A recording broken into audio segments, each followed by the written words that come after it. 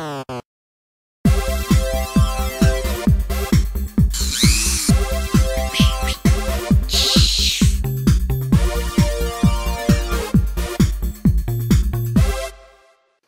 out there, this is Wake Angel 2001 coming at you with a commission for SuperCB12. It is Coco Bandicoot from the Crash Bandicoot series. So you may remember that I did a review of this April O'Neil minifigure, which I still maintain is probably the best April figure that exists currently, in terms of the original 80s April, which, as far as I'm aware, can only be obtained by buying this massive party wagon set, which still retails at Toys R Us for around $50. Although CB told me that she got the set off of an Amazon flash sale for only $15. Lucky sale, huh? Alright, so I knew that to make a custom out of this thing, I would probably have to make it quite a bit taller. And I thought, oh, it's a shame I can't just use this Mega Bloks minifigure because they're already about 3 inches tall. Then it's a shame, but the holes for their shoulder pegs just aren't compatible with the pegs from other Mega Bloks figures, right? So on a whim, I plucked out April's arms and stuck it into the shoulder holes in the Mega Bloks figure, and shockingly enough, they fit. I also grabbed one of my older Mega Bloks minifigures that I already had, and I stuck its shoulder peg in, and it also fit. Apparently, when these figures first came out, they were not compatible with the shoulder pegs from other Mega Bloks figures, but since then, the company has machined them to different tolerances, so now they are compatible with those other pegs.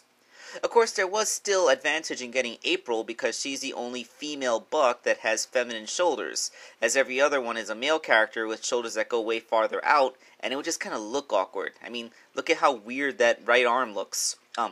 Camera left, but the figure's right arm.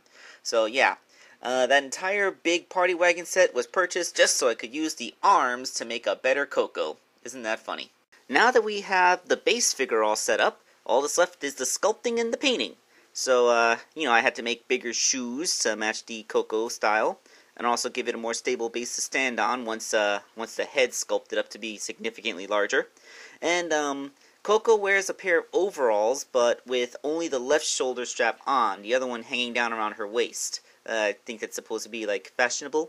So, just sculpting on the straps for overalls over the Mega Bloks figure's buck, but in such a way that it doesn't block any of the articulation for the arms or the waist. Then came the sculpting of the head. Yep, just like most Mega Bloks figures, the head is pretty much entirely sculpted around the existing head. It's just, made bigger to match the aesthetic. So she has a big old ponytail, big old bangs, and that is the head sculpted. So all this now is to paint the figure. So let's take a look at the completed and painted Coco Bandicoot figure. And here it is! Now, Coco Bandicoot, apparently the Crash Bandicoot style is unlike Sonic in that the characters don't have gigantic hands in proportion to their arms, so the original Mega Bloks hands can stay. So, if you have any little accessories that are the size of the sticks that Mega Bloks figures often use as accessories, then you can go ahead and plug them in there. Isn't that cute? She has a little purple flower in her hair, she's blonde, she has a little tiny muzzle underneath her eyes, like old school cartoon style. It all works. I think it's a very cute little design. So that's Coco Bandicoot. I feel like I took too long to make what amounts to such a relatively simple figure, but I guess I've been a bit overwhelmed this month. Anyway, this has been Wake Angel 2001. Stay tuned for more toys, and I gotta make the raffle video for Dr. Finitivus. I mean, Enerjack. I'm really